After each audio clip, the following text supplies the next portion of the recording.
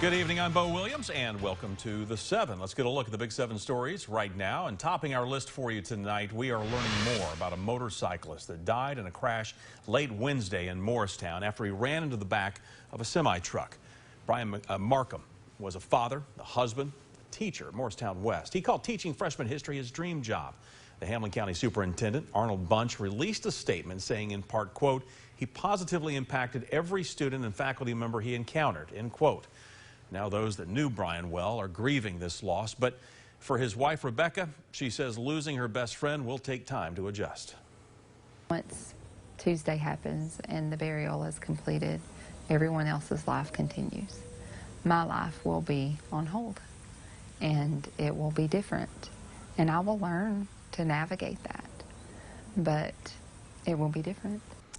She hopes everyone will remember the importance of spending time with the ones you love and embracing every moment.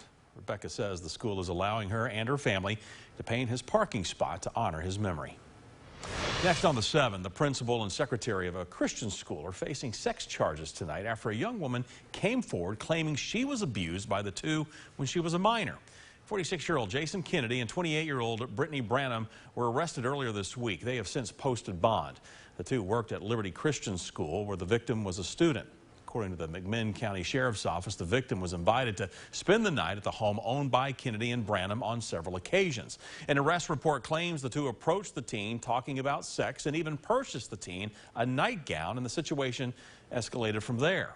Kennedy faces charges of sexual assault by an authority figure, and both Kennedy and Branham are charged with solicitation of a minor. Sheriff's Office says right now it appears that only one teen was involved in this incident, but we are told there may be other victims. If so, those people are being encouraged to come forward by calling a detective with the McMinn County Sheriff's Office at the number 423-745-5620. Next on our list, we have some valuable information for families about stranger danger and staying safe. We're hearing from experts after what could have been a case of attempted child abduction near a school bus stop in Campbell County. A 16-year-old was waiting for a bus when a dark-colored car pulled up. Someone with a large stature reportedly got out and opened the trunk, the teen running away out of fear. And tonight, we are learning the teen noticed the same car following them the day before. After what happened, the Campbell County Sheriff's Office told police told people who live in or around the Davis Chapel community to be vigilant. Now, the Community Coalition Against Human Trafficking educates people on the topic and provides support for human trafficking victims. They say trafficking through child abductions can happen, although it is uncommon. Last year, they served 301 people that experienced human trafficking, and that was across East Tennessee. The FBI has a child abduction rapid deployment team. They say in every missing child case, time is of the essence, and parents can take steps to prevent this from happening in the first place. I think it's important for parents to get involved. Know what your child is doing online. Know who they're talking to.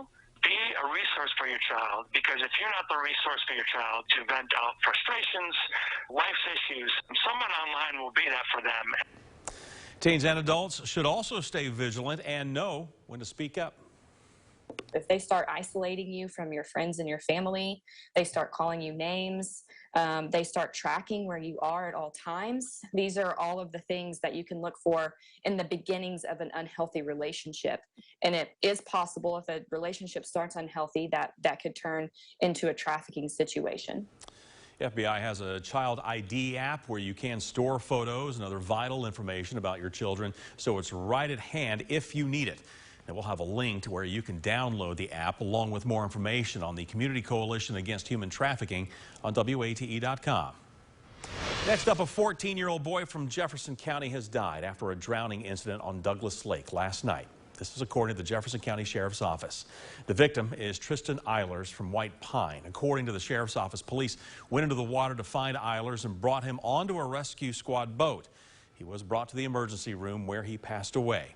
School officials are working with community partners and staff to offer grief counseling to students amid the tragic event. Jefferson County Superintendent released a statement saying, quote, there are no words that can express to family and friends how sorry we are, but we send our sincere condolences. Next on the Big 7 at 7, today marks 1 year since the death of a local hero, a man who made the ultimate sacrifice for our country. Staff Sergeant Ryan Knauss was killed while U.S. forces were pulling out of Afghanistan. He was one of 13 service members who lost their lives during an attack outside of Kabul's airport. Before Sergeant Knauss joined the Army, he went to Gibbs High School. He is remembered as a motivated young man who loved his country.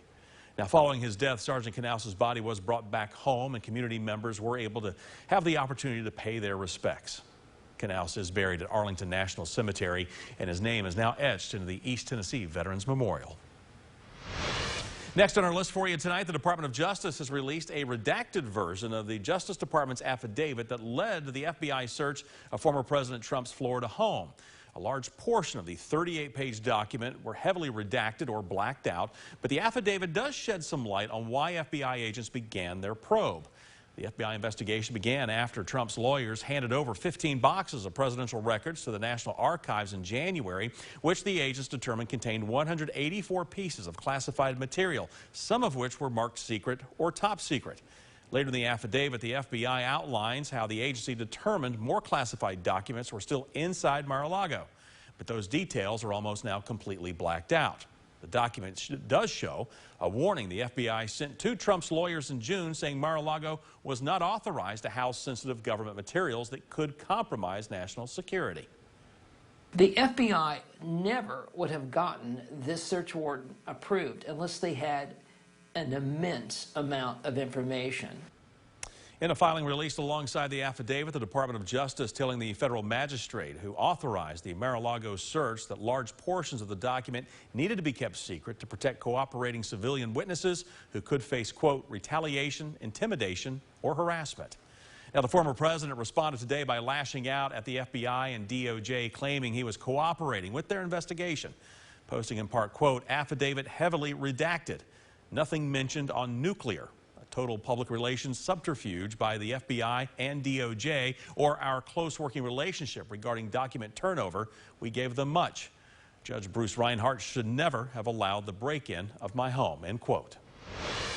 And rounding out the Big 7 for you right now with some sad news, Governor Bill Lee announcing this morning that his wife, First Lady Maria Lee, has been diagnosed with lymphoma. Now, in a statement, the governor saying Maria will begin treatment immediately. He calls the news unexpected, but says Maria's prognosis is good and that it is treatable. Governor Lee adds he will share more in the days ahead.